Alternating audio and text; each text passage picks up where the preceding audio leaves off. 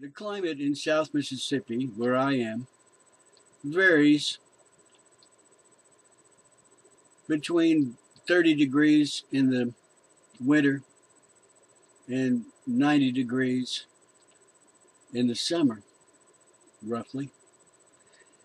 And that's about a 60-degree Fahrenheit uh, variation throughout the year.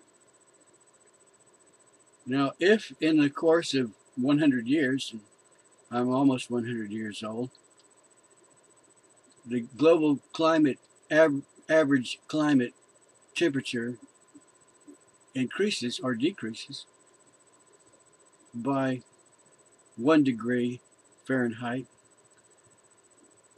I may not notice because throughout the year I'm experiencing a range of temperature of like 60 or 70 degrees, roughly 30 degrees in the wintertime and 90 degrees in the summertime. And it varies, the global average temperature varies slightly up and slightly down. One summer will be slightly warmer than another. One winter will be slightly colder than another. But it's colder over there and not necessarily colder over there. You got to take these temperature readings all around the world every day and average them all together and then compare that to the previous year, and you'll see that it's slightly cooler or slightly warmer, but not enough you can tell. But they claim that the earth is getting hotter and hotter and hotter, and it's other people say no, it's just because you put your thermometer in a place that traps heat. Cities have become urbanized, villages have become urbanized, and your thermometer, your weather station, is now in a place that traps heat. They put concrete and asphalt in airports and highways all around your weather station over the years, whereas when you first built your weather station with your thermometer in it,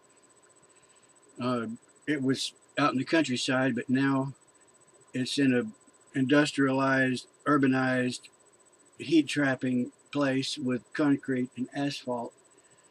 And it might even be right beside the exhaust from a central heat and air.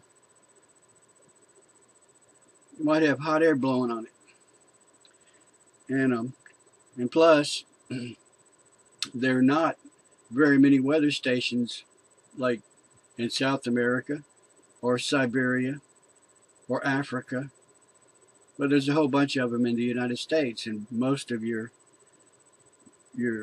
weather stations in the United States are subjected to what's called the heat island effect. It's hotter and hotter around these weather stations throughout the years as buildings and parking lots and roads increase. But we're told that the Earth is getting hotter and hotter, and these thermometers seem to back up that idea. But it could be the heat island effect.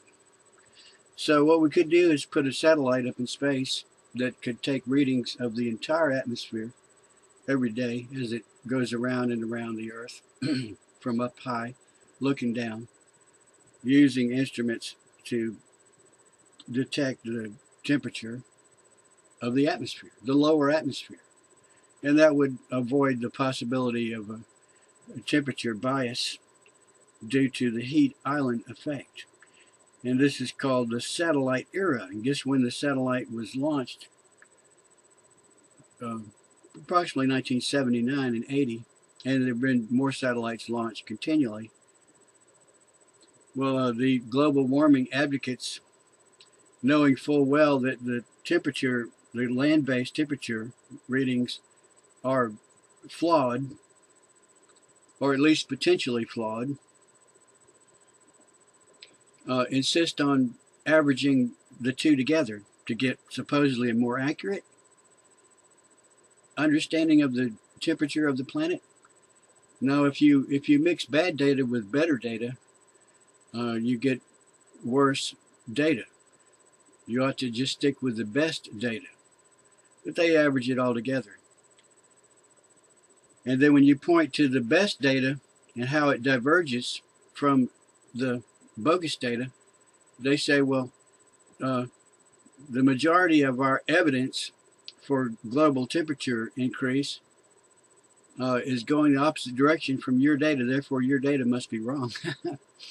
And these best estimates of the temperature are derived from climate models, which are created by human beings who have no understanding of what drives the climate.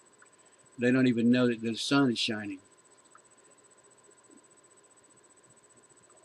And your satellite data diverges sharply from all the data that they compile together, smush all together, and they even take bristlecone pine tree rings, which they know are bogus, that don't even jive with the thermometer reading at all. Are they trying to confuse the issue, or are they trying to clarify the issue by using all this dubious source of information? Bristlecone pine trees.